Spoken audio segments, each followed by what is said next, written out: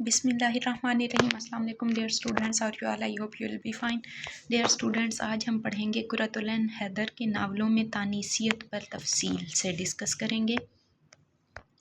قرۃ العین حیدر اردو ادب کی عظیم ناول نگار ہیں جنہوں نے اپنے ناولوں میں تاریخ، تہذیب، سماج، سیاست اور انسانی نفسیات کو نہایت خوبصورتی سے پیش کیا۔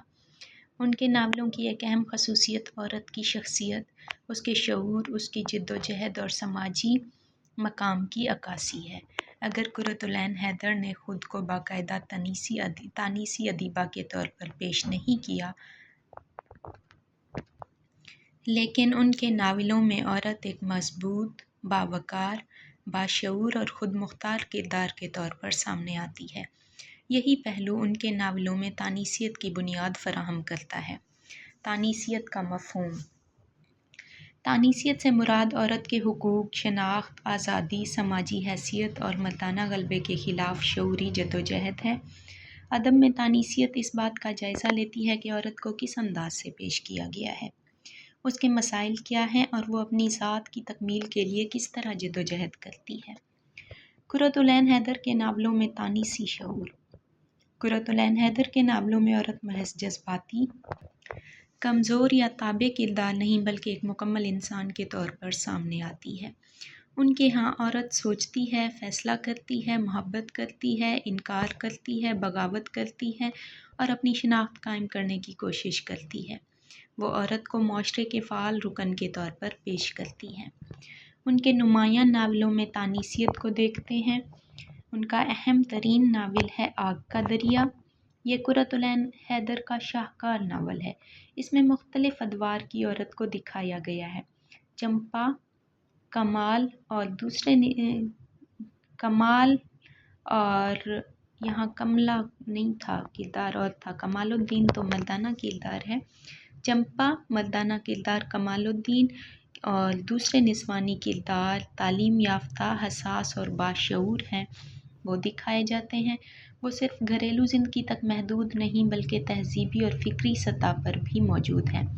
اس ناول میں عورت تاریخ کے دھارے کے ساتھ چلتی ہوئی نظر آتی ہے۔ وہ حالات کا شکار بھی ہے اور حالات کا مقابلہ بھی کرتی ہے۔ ایک اور ناول ہے میرے بھی صنم خانے۔ اس کا عنوان علامہ اقبال کے شعر سے لیا گیا ہے اور آگ کا دریا کا عنوان میل تقی میل کے شعر سے لیا گیا ہے۔ اس ناول میں تقسیم ہند کے پس منظر میں عورت کی نفسیاتی الجھنوں، بے یقینی اور سماجی مسائل کو پیش کیا گیا ہے۔ عورت یہاں جذباتی صدموں کے باوجود زندگی کا حوصلہ رکھتی ہے۔ ناول آخر شب کے ہمسفر۔ اس ناول میں عورت کی داخلی دنیا، محبت، تنہائی، احساس محرومی اور سماجی رکاوٹوں کو نہایت باریک بینی سے بیان کیا گیا ہے۔ عورت یہاں اپنی ذات کی تلاش میں سرگرداں نظر آتی ہے۔ گردش رنگے چمن۔ اس ناول میں بدلتے ہوئے معاشرتی حالات میں عورت کی حیثیت کو دکھایا گیا ہے۔ نئی عورت تعلیم یافتہ ہے، جدید شعور رکھتی ہے اور اپنے فیصلے خود کرنا چاہتی ہے۔ قرۃ العین حیدر کے نسوانی کرداروں کی خصوصیات۔ ان میں کون کون سی خصوصیات ہیں؟ خود مختاری۔ ان کے ناولوں کی عورت دوسروں پر مکمل انحصار نہیں کرتی بلکہ اپنے فیصلے خود کرتی ہے۔ تعلیم و شعور۔ ان کے نسوانی کردار پڑھے لکھے، مہذب اور فکری طور پر بیدار ہوتے ہیں۔ شناخت کی تلاش۔ ان کے ہاں عورت صرف بیوی، ماں یا بیٹی نہیں بلکہ اپنی الگ شناخت رکھتی ہے۔ سماجی جبر کے خلاف مزاحمت۔ وہ عورت کو روایت، جبر اور ناانصافی کے خلاف خاموش نہیں رہنے دیتی۔ جذبات اور عقل کا امتزاج۔ ان کی عورت صرف جذباتی نہیں بلکہ دانش مند، حقیقت پسند اور متوازن بھی ہے۔ قرۃ العین حیدر کا تانیثی انداز۔ قرۃ العین حیدر کا تانیثی انداز مغربی شدت پسند نسائیت سے مختلف ہے۔ وہ مرد اور عورت کی کشمکش کے بجائے دونوں کی مساوی انسانی حیثیت پر زور دیتی ہیں۔ ان کے نزدیک عورت کو عزت، آزادی اور ترقی کے مواقع ملنے چاہئیں۔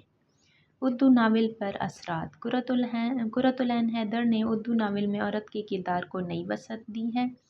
انہوں نے عورت کو روایتی مظلوم کردار سے نکال کر ایک باوقار، باشعور اور فعال انسان کے طور پر پیش کیا ہے۔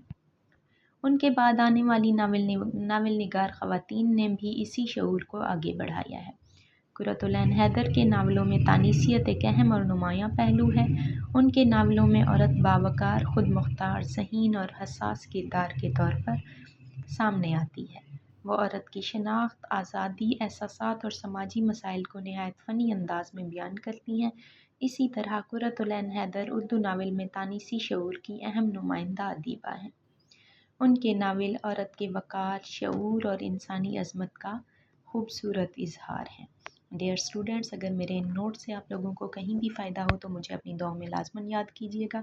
ویڈیو کو لائک کیجیے گا، چینل کو سبسکرائب کیجیے گا۔ نیکسٹ لیکچر میں انشاءاللہ ہم ممتاز شیریں کا تانیثی شعور ڈسکس کریں گے۔ ٹیک کیئر، اللہ حافظ۔